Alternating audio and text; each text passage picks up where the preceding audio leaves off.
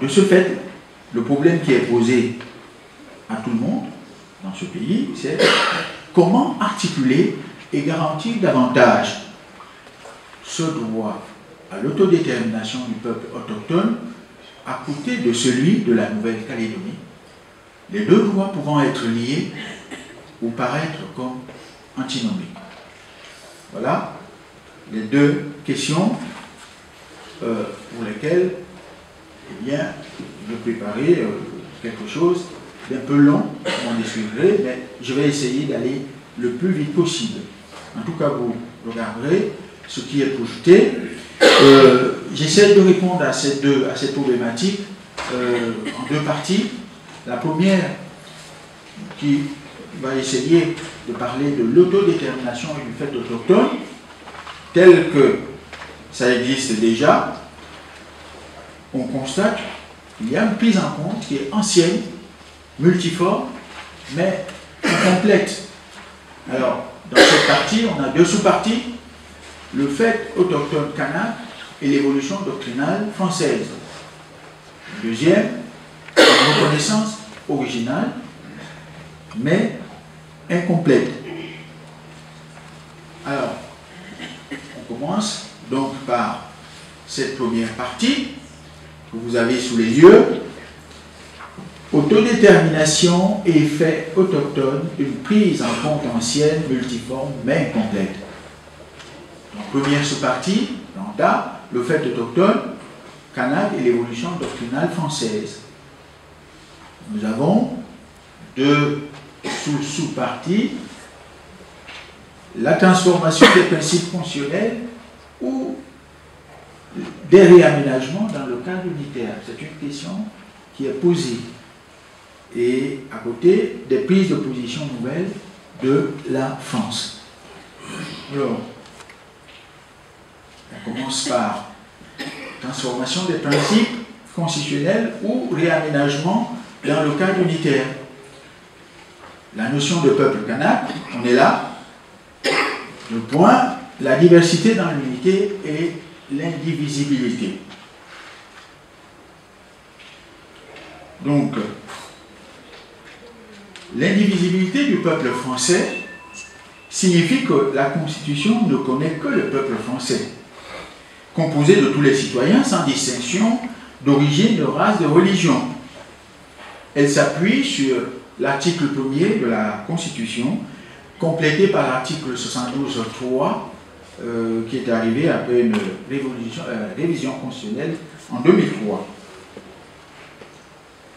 Ce qui implique donc que le concept de peuple français est un concept juridique de valeur constitutionnelle.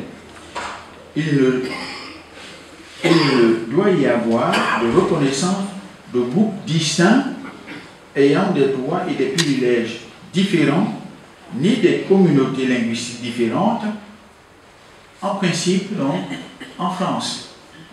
Les particularismes ne sont pas tolérés. Et pourtant, la République a dû reconnaître au sein du peuple français, d'abord les populations d'outre-mer, dans un idéal commun de liberté, ça c'est, et d'égalité, de fraternité, ça c'est l'article 112.3 de la Constitution, et à côté du peuple français, le peuple kanak. Ce dernier est-il donc reconnu comme un peuple autochtone, spécialement, exceptionnellement reconnu comme tel? Alors, la réponse n'est pas du tout claire. La réponse à cette question reste difficile à donner. Parce que beaucoup d'auteurs soulignent un peu l'ambiguïté de la doctrine française. Donc, il est souvent arrivé à la France d'utiliser des termes autochtones, mais souvent en le mettant à côté de mots tels que population, communauté, mais pas celui de peuple, parce que le terme de peuple induit évidemment des droits que la France ne peut pas reconnaître du fait de son unité et son indivisibilité. Alors, nous pensons, dans tous les cas, que l'utilisation des expressions de communautés autochtones, populations autochtones et peuples autochtones ne sont pas incompatibles et ne semblent pas tellement influer sur la position de la France, qui peine à reconnaître explicitement l'existence et l'identité propre de ces populations autochtones. B. La reconnaissance des droits collectifs. Quelle égalité? Le même article de la Constitution, le premier, proclame l'égalité de tous les citoyens et donc son corollaire, la non-discrimination. Le problème est de savoir si on ne confond pas souvent l'égalité et l'uniformité. L'universalité des droits, à notre avis, passe par la reconnaissance des identités multiples et des singularités territoriales. Sans cette reconnaissance, eh bien, il n'y a ni égalité réelle, ni respect des peuples, des langues et des cultures. Alors, c'est surtout le défaut de reconnaissance des droits collectifs qui constitue un frein au principe d'égalité et de non-discrimination de la France. Alors qu'elle s'appuie donc sur ces principes d'indivisibilité et d'égalité qui ne tolèrent que les droits individuels, certains auteurs, certaines personnes considèrent que les droits des peuples autochtones, tant collectifs qu'individuels, peuvent coexister, une catégorie de droits n'étant pas exclusive de l'autre. Par ailleurs, sans être constitutive de privilèges, la reconnaissance de ces droits collectifs est une arme efficace de lutte contre les inégalités subies souvent par ces peuples. Des prises de position nouvelles entre guillemets, on pourrait dire nuancées, de la France. Alors, la France est allée. Alors, quelle position a eu la France depuis la Convention 169? Le titre donné ici, que vous voyez, c'est celui de la Convention 169 de l'OIT à la Déclaration des Nations Unies sur les peuples autochtones. Il s'agit d'analyser un peu les positions, quelles ont été les positions de la France pour ces deux textes-là. Et à ce jour, donc, la France n'a toujours pas ratifié la Convention 169 concernant les peuples indigènes et tribaux dans les pays indépendants de l'OIT. Cette convention, nous l'avons dit tout à l'heure, a été adoptée le 27 juin 1969. C'est le seul instrument juridique international vraiment contraignant relatif aux peuples indigènes et tribaux et qui reconnaît totalement, notamment leur droit collectif à la terre et leur droit à l'autodétermination. En ce qui concerne la déclaration sur les peuples autochtones de 2007, la France l'a soutenue et la soutient toujours officiellement.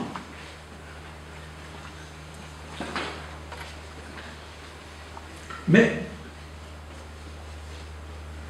alors même qu'elle réaffirme ses principes d'indivisibilité et d'égalité, elle concède un traitement particulier aux populations autochtones sur une base territoriale.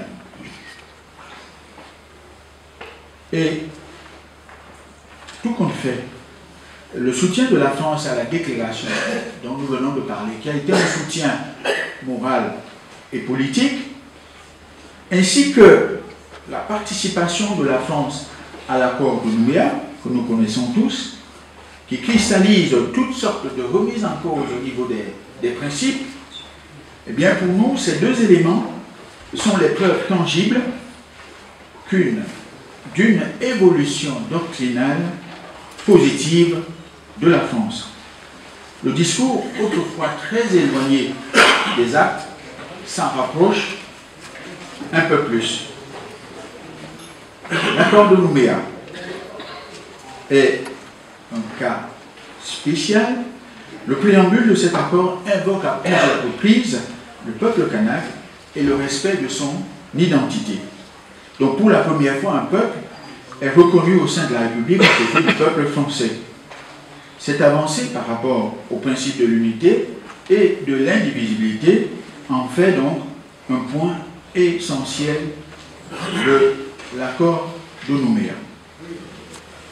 En conclusion, pour cette sous-partie, il est aujourd'hui incontestable que le droit français est à la croisée des chemins, tiraillé entre une tradition d'unité et des aspirations nouvelles de pluralisme. Donc ce droit s'efforce de faire coïncider, comme il le peut, le principe traditionnel d'indivisibilité d'État et le pluralisme démocratique, surtout en ce qui concerne l'évolution des territoires d'outre-mer.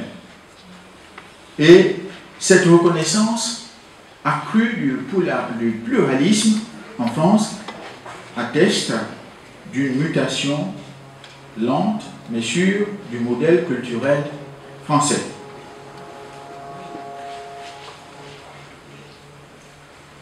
Nous passons à la deuxième sous-partie de la première partie, donc, qui porte sur une reconnaissance originale mais incomplète. Alors, on va parler d'un côté d'une identité autochtone qui a été reconnue et de la participation des autochtones à l'exercice du pouvoir. Et de l'autre, on verra les limites de l'autochtonie en Nouvelle-Calédonie.